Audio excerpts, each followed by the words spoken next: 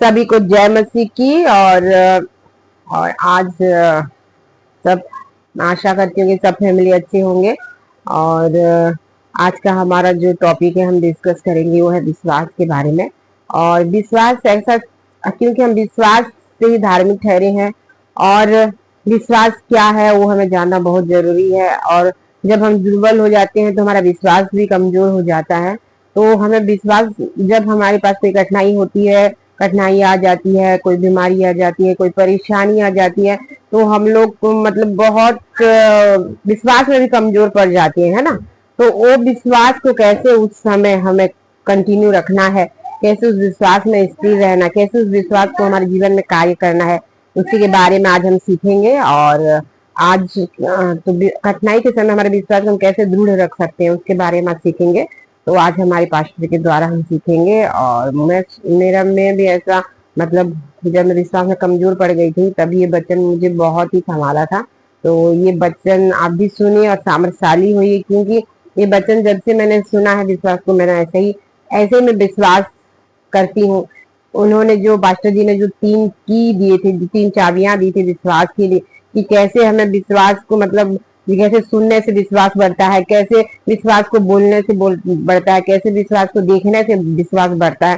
जब वो बताए थे तभी मैं उसको, जब अपने जीवन में मैंने कार्य किया, तब मैंने विश्वास को अपना पकड़ के रखा है तब से। तो नहीं तो मैं विश्वास में कमजोर हो जाती थी और कुरकुराने लगती थी, परेशान हो जाती थी।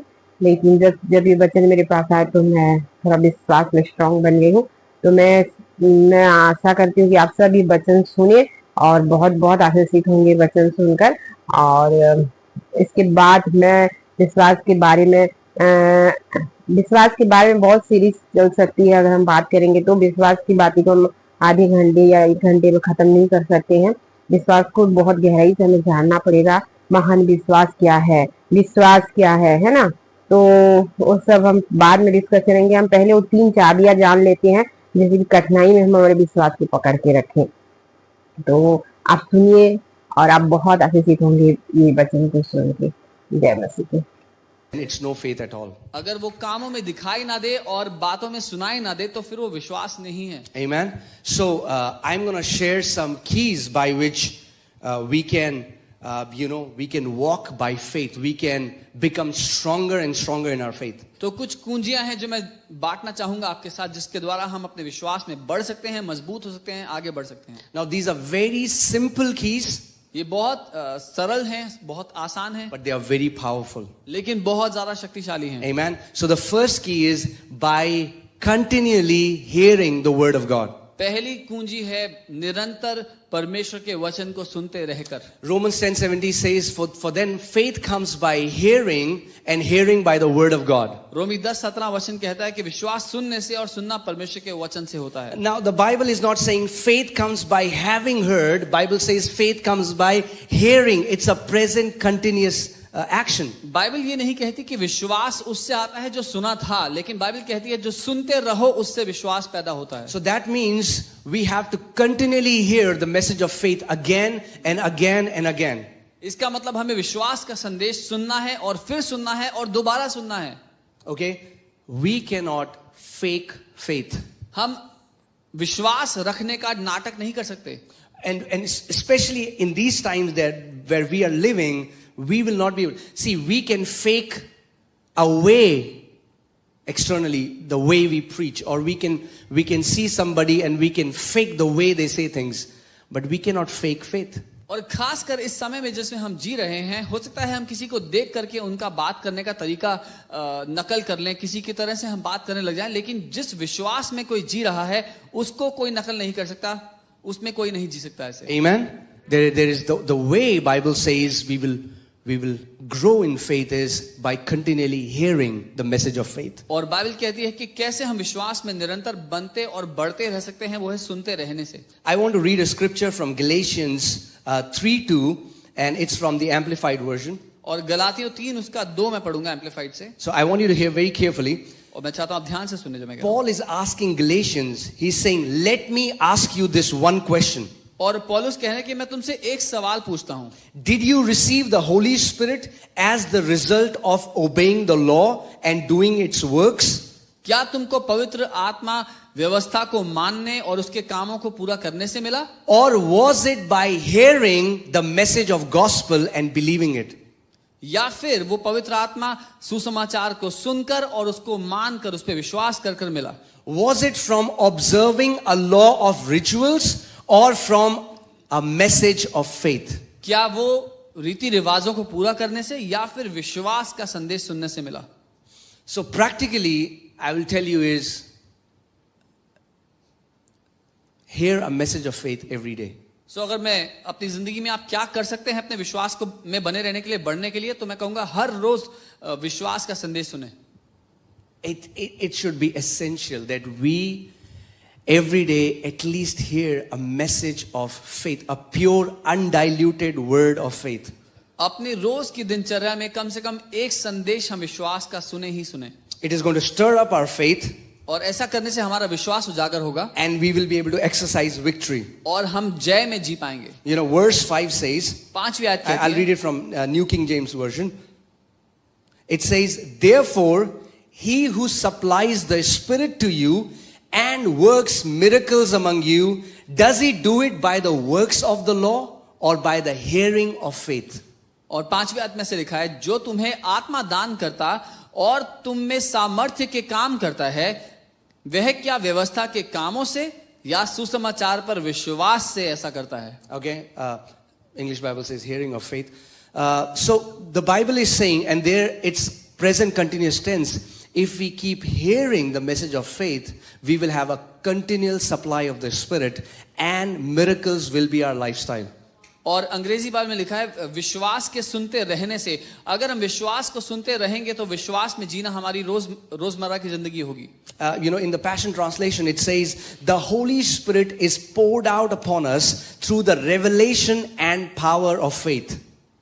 और पैशन ट्रांसलेशन में लिखा है कि परमेश्वर का जो आत्मा है हमारे ऊपर उसके सामर्थ्य के द्वारा उतारा जाता है. So make a commitment that every day you will hear the message of faith. तो अपने अंदर इस बात को ठान ले कि हर दिन मैं ये काम करूंगा कि विश्वास के संदेश को सुनूंगा. You know, it's not difficult. If you think to walk as a faith giant is very easy, all you have to do is hear the word, and Bible says if you hear it, you will have faith. विश्वास में एक योद्धा होने का जीवन जीना बहुत ही आसान है. अगर आप विश्वास को सुनोगे तो आप में विश्वास होगा. So that's the first key. Hearing. पहली कुंजी And है. you keep on hearing. You continually hear the message of faith again and again and again. सुनना और सुनते रहना और बार बार सुनते रहना. You know, the next key is अगली कुंजी by speaking the word वो है बोल करके, or वचन by को, decreeing the word. या वचन की घोषणा करके. You know, Luke 17:5, the apostles, they asked Jesus, they said, Lord, increase our faith. लूका 17:5 चेलों ने कहा, प्रभु हमारे विश्वास को बढ़ाओ. You know, so many people, even today, they say that, oh, I don't have faith, or I would have loved if my faith would have increased. आज भी बहुत से लोग ऐसा कहते हैं कि मेरे पास विश्वास नहीं है, कितना अच्छा होता अगर मेरा विश्वास बढ़ जाता तो. So see the response of Jesus. They are asking, increase our faith, and Jesus said, if you have faith as a mustard seed, you can say to this mulberry tree. और यीशु की जो प्रतिक्रिया थी उसका जो जवाब था वो कहता है, अगर तुम जब चेले कहते हैं कि प्रभु हमारे विश्वास को बढ़ा, तो वो कहता है अगर तुम्हारे पास एक छोटे राई के दाने जैसा विश्वास भी होता तो. See, think about this.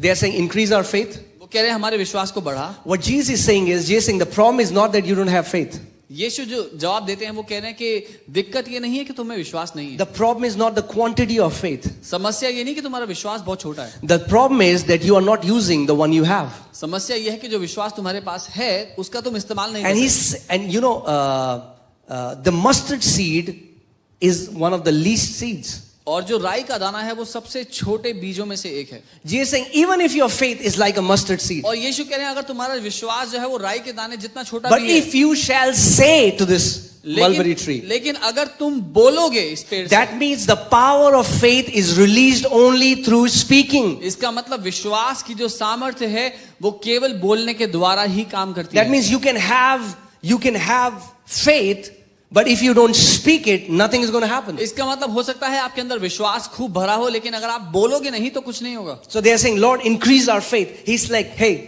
no, you have to speak.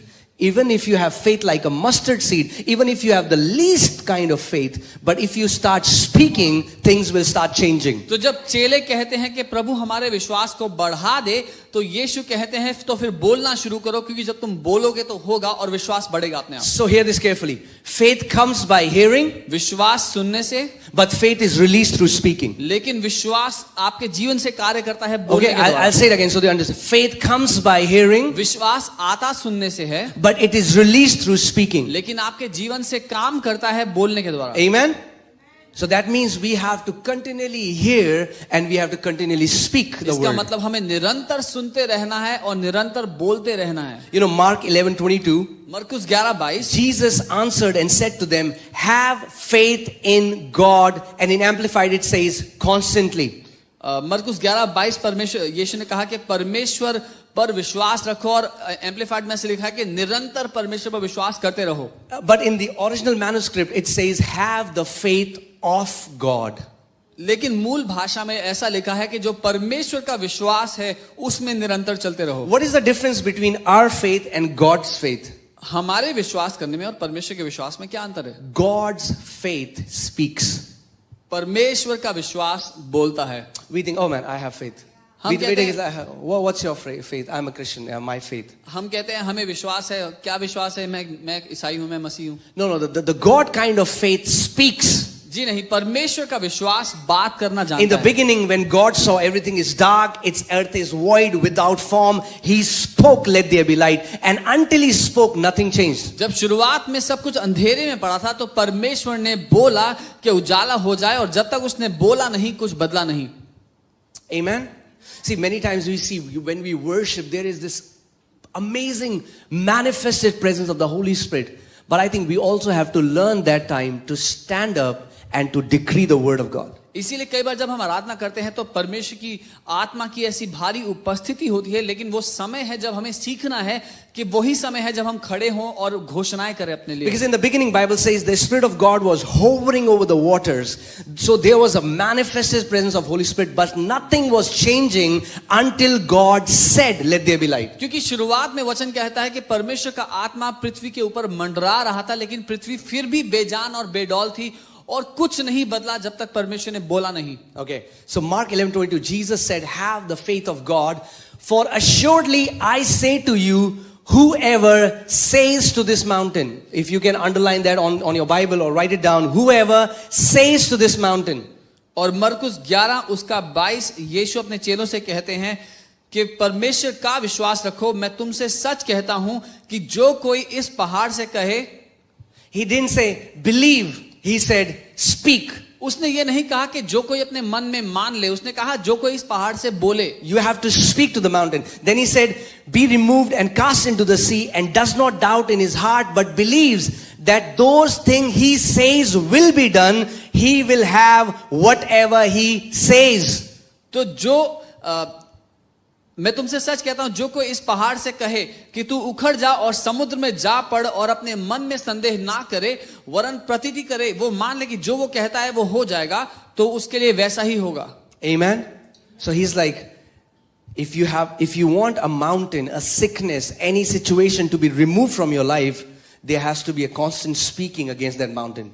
तो यीशु ये कह रहा है, अगर आपके जीवन में कोई भी पहाड़ है, कोई बीमारी है, कोई परिस्थिति है जिसका खदेड़े जाना, जिसका निकाला जाना जरूरी है, तो आपको निरंतर उससे बोलते रहना पड़ेगा. Amen. 2 Corinthians 4:13, the Bible says, we have the same spirit of faith. Who wrote in the scripture, I believe, therefore I spoke. We also believe, therefore we also speak.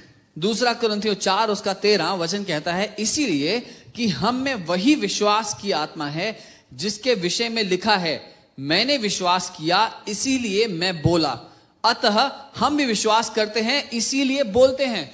A faith that doesn't speak is a powerless faith. वो विश्वास जो कुछ बोलता ही नहीं, वो सामर्थ्यहीन विश्वास A है. faith that doesn't speak cannot change anything. वो विश्वास जो बोलता नहीं कुछ बदलेगा नहीं. The spirit of faith speaks. विश्वास का आत्मा बोलता है. Amen. We see the word of God.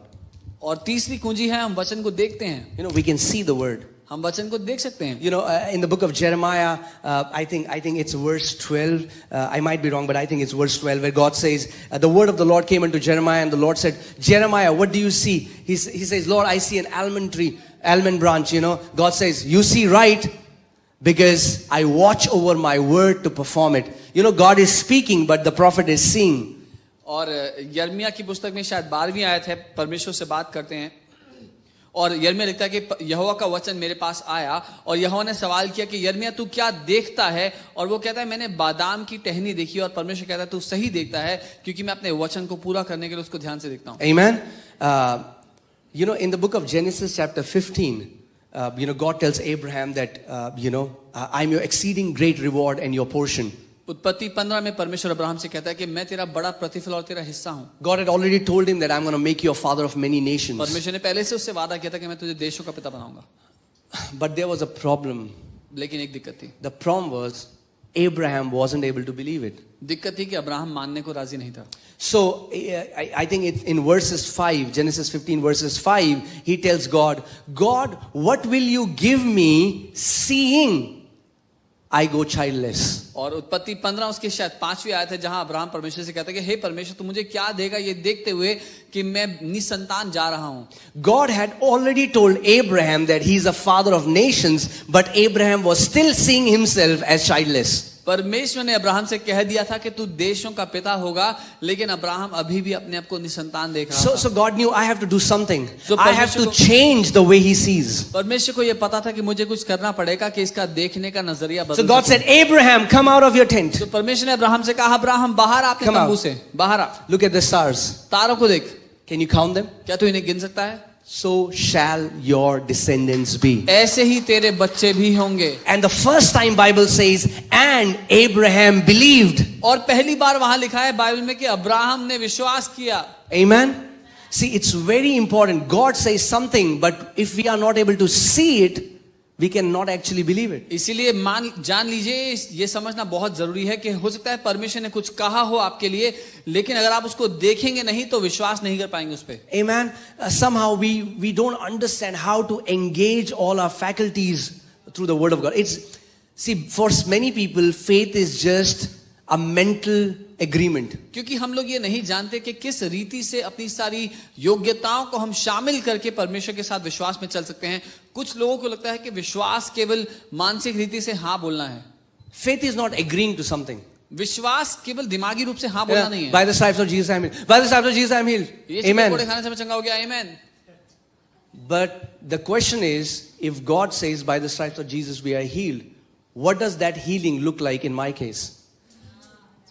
लेकिन अगर बाइबल कहती है कि यीशु के कोड़े खाने से मैं ठीक हुआ हूं, तो मेरी परिस्थिति है उसमें चंगाई कैसी दिखती है? If a person who hasn't walked for 6 months and is bedridden because of a sickness, what does it mean for him to believe that by the stripes of Jesus I am healed? अगर कोई व्यक्ति है जो 6 महीने से चल फिर नहीं पाया, बिस्तर पर बीमार पड़ा है, तो उसके लिए इस आयत का क्या अर्थ है कि यीशु के कोड़े खाने से वो ठीक हो गया? That means for him being healed would mean him getting out of his bed, him going out on a park, him start going to the work. So he has to change the pictures in his heart, because the word has already been spoken and the word is already established in heaven, but we as his representatives have to establish it on the earth. इसका मतलब उसके लिए विश्वास का या इस आयत का ये अर्थ होगा कि वो उठता है, अपने बिस्तर से बाहर आता है, अपनी रोजमर्रा की जिंदगी सामान्य रूप से जीने लगता है, काम पर जाता है, वो सब कुछ हम देख पाएं जो हमारे जीवन में होना चाहिए.